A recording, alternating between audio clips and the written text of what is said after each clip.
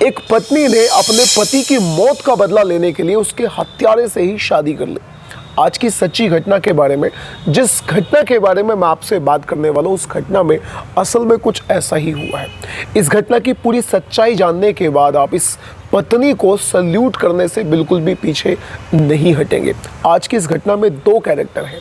एक कैरेक्टर दोस्ती का है तो दूसरा कैरेक्टर पति और पत्नी के प्यार का है। ये पूरा मामला चलिए मैं आपको बताता हूँ। आप इस वीडियो पर अंत तक जरूर बने रहें। वीडियो को देखने के बाद मुझे बताइएगा कि आपकी क्या राय है इस तरह की घटनाओं के बारे में और इस घटना के बारे में। असल में इस घटना को आपको बताने के लिए मैं आपको लेकर चलता हूँ सबसे पहले अफगानिस्तान। अफगानिस्तान में 2018 में उथल पुथल का माहौल चल रहा था, कुछ तालिबान की वजह से तो कुछ वहाँ पर आई मंदी की वजह से। वहीं पर रहने वाला एक व्यक्ति जिसका नाम है अफगान शाह, इसी वजह से अपना अच्छा करियर, अच्छा भविष्य की तलाश में वो निकल लेता है पाकिस्तान की तरफ और बॉर्डर से ही सटी एक जगह जिसका नाम है बाजोर, वहाँ पर आकर छोटा मोटा अपना कोई धंधा शुरू कर देता है। और बड़े इत्तेफाक की बात है कि वहाँ पर उसका धंधा चल भी निकलता है, यानी उसका काम वहाँ पर चल जाता है। कुछ ही दिन बाद उसकी मुलाकात वहीं पर एक परिवार से होती है। उस परिवार में एक लेडी है, यानी एक लड़की है, और उस लड़की का नाम है यास्मीन। और आज की हमारी सच्ची घटना का जो मेन कैरेक्टर है वो भी यास्मीन ही है, यास्मीन गुलिस्ता। यास्मीन गुलिस्ता से जब अफगान शाह की मुलाकात होती है तो वो उसके घर वालों के पास जाता है और उसके घर वालों के सामने शादी का प्रस्ताव रख देता है। दोनों की शादी हो जाती है। शादी के कुछ दिन बाद ही दोनों को एक खूबसूरत सी बेटी पैदा होती है। अब अफगान शाह को अपनी बेटी के भविष्य की, उसके करियर की, उसकी पढ़ाई लिखाई की चिंता होने लग जाती है। इसी चिंता के बीच उसके दिमाग में एक बात आती है कि क्यों ना अब अपनी इनकम को बढ़ा दिया जाए। अपनी इनकम को बढ़ाने के लिए वो पाकिस्तान के एक बड़े शहर पेशावर में पहुंच जाता है। पेशावर में उन दिनों जाना इतना आसान नहीं था, क्योंकि पाकिस्तान के पुलिस वाले और पाकिस्तान को और भी बहुत सारे लोग अफगानिस्तान के लोगों को वहाँ पर तंग किया करते थे। किसी भी काम को करवाने के लिए उनसे मोटी फीस, मोटा पैसा वसूला जाया करता था। रिश्वत उनसे बहुत ज़्यादा ली जाती थी और पुलिस वाले भी अक्सर उन्हें तंग किया करते थे। अब अफगान शाह के पास में अपनी किसी भी टाइप की पाकिस्तान की कोई आइडेंटिटी नहीं थी। पेशावर में जाने के बाद वो वहाँ पर एक धंधा शुरू करता है और उसका वो धंधा भी निकल पड़ता है। उसे अच्छी खासी इनकम होने लग जाती है। तो अब उसके दिमाग में एक सवाल आता है और सवाल था कि जो पैसा वो कमा रहा है आखिर उसे कहाँ पर डिपॉजिट करे। इस बात का हल भी उसके पास निकल आता है, क्योंकि बाजोर में ही उसकी मुलाकात एक व्यक्ति से हो जाती है और उस व्यक्ति का नाम होता है गुलिस्तान। गुलिस्तान से मिलने के बाद गुलिस्तान और अफगान शाह में दोनों में दोस्ती हो जाती है। दोस्ती इतनी ज़्यादा विश्वास तक पहुंच जाती है कि अफगान शाह उसी से बोल देता है कि मैं तुम्हारे पास अपने पैसे जमा कर दिया करूँगा और जब भी कभी मुझे ज़रूरत पड़ेगी तो मैं तुमसे पैसे ले लूँगा। दोस्तों वो मान जाता है, यानी गुलिस्तान अफगान शाह की बात मान जाता है और उसके पैसे अपने पास इकट्ठे करना शुरू कर देता है। दिन बीतते चले जाते हैं। सब कुछ बहुत अच्छा चल रहा था कि एक दिन अफगान शाह की तबीयत खराब हो जाती है। वो गुलिस्तान से बोलता है कि मुझे कुछ पैसों की ज़रूरत है। गुलिस्तान उसे लेकर एक नदी के पास जाता है और वह उससे बोलता है कि तुम यहीं पर ठहरो, तुम्हारी जो भी बीमारी है तुम मुझे बता दो, फिलहाल मेरे पास पैसा नहीं है लेकिन मैं तुम्हें दवाई जरूर दिलाऊंगा। वो किसी डॉक्टर के पास उसे नदी के किनारे खड़ा करके बोल के जाता है। किसी डॉक्टर के पास जाता है, वहाँ से 2 इंजेक्शन और कुछ दवाइयाँ लेकर आ जाता है। गुलिस्तान अफगान शाह से बोलता है कि कुछ इंजेक्शन तुम्हें अभी लेने पड़ेंगे, कुछ बाद में लेने पड़ेंगे और दवाई भी तुम्हें बाद में ही लेनी पड़ेगी और मुझे इंजेक्शन देना आता है, गुलिस्तान अफगान शाह से बोलता है। और वो वहीं पर उसे एक इंजेक्शन लगा देता है। इस बात से को सुनकर जो अफगान शाह वो बहुत खुश भी होता है कि मेरे दोस्त ने मुझे इंजेक्शन लगा ही दिया है और मैं अब बहुत जल्दी ठीक भी हो जाऊंगा। गुलिस्तान उससे बोलता है कि तुम अब सीधे अपने घर चले जाओ, जाकर आराम करना और तुम बिल्कुल परफेक्ट हो जाओगे। वो सीधा अपने घर जाता है। घर जाते ही वो अपने बिस्तर पर लेट जाता है और बहुत देर तक उसकी आंख नहीं खुलती, क्योंकि वो बेहोश हो जाता है। उसकी तबीयत बिगड़ना शुरू हो जाती है और दोस्तों उसकी मौत हो जाती है। असल में गुलिस्तान ने अफगान शाह को जो इंजेक्शन दिया था उस इंजेक्शन में जहर था।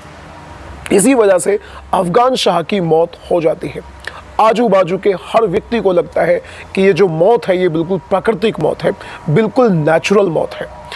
यहाँ पर यास्मीन यानी अफगान शाह की पत्नी बहुत ज़्यादा परेशान होती है अपने रिश्तेदारों से। वो इस घटना पर कोई एक्शन लेने के लिए बोलती है, लेकिन बाजौर के इलाके में उस समय पर कोई भी किसी भी टाइप का ना तो थाना था और ना ही वहाँ पर कोई सरकारी सेवा थी।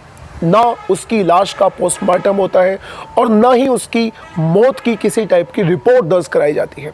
उसका अंतिम संस्कार भी कर दिया जाता है। यहाँ तक कि जो यास्मीन के घर वाले होते हैं वो यास्मीन से बोलते हैं कि तुम्हें किसी भी तरह के पुलिस के लपड़ों में नहीं पड़ना है। इसके बाद दिन गुजरते चले जाते हैं, लेकिन यास्मीन अपने पति की मौत को भूल नहीं पा रही थी। कहीं ना कहीं उसके दिमाग में ये बात घर कर गई थी कि ये नेचुरल डेथ तो बिल्कुल भी नहीं है। कुछ दोस्तों से, कुछ लोगों से, कुछ आजू बाजू के लोगों से उसे पता चलता है गुलिस्तान के बारे में। असल में अफगान शाह और गुलिस्तान के रिश्ते को अफगान शाह अपनी पत्नी से बहुत अच्छे से बताया करता था। एक दिन यास्मीन गुलिस्तान को फ़ोन करती है और उससे बोलती है कि तुम्हारे पास जो मेरे पति ने पैसे जमा करवाए थे उसमें से कुछ पैसे मुझे चाहिए। जिस पर गुलिस्तान सीधा सीधा बोल देता है कि मेरे पास कोई पैसा नहीं है, मैंने सारा पैसा अफगान शाह को दे दिया था।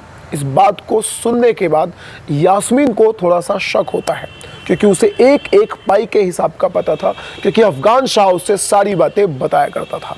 अब दोस्तों यहाँ पर जब उसे शक होता है तो वो उस इंजेक्शन को और उन दवाइयों को चेक करती है जो गुलिस्तान ने अफगान शाह को दिए थे। वो उन्हें चेक करती है तो सब कुछ बिल्कुल नॉर्मल निकलता है। इंजेक्शन भी नॉर्मल था और वो दवाइयाँ भी बिल्कुल नॉर्मल थी।